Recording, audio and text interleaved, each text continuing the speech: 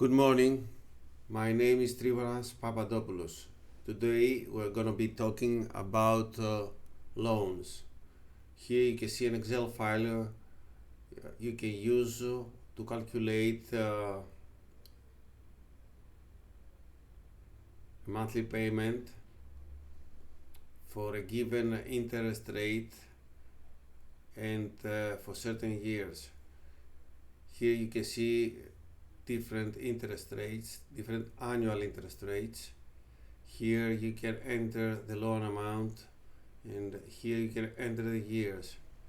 If you press this button, calculate monthly, let's correct this.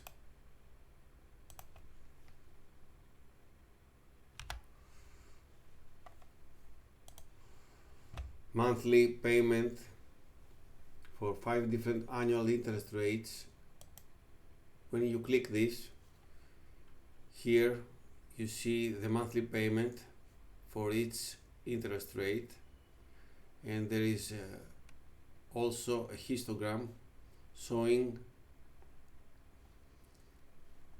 the total payment for every interest rate, for any given interest rate. If we change, for example, here the loan amount and we press again this button, we have a new monthly payment for each annual interest rate. Hope you find this helpful.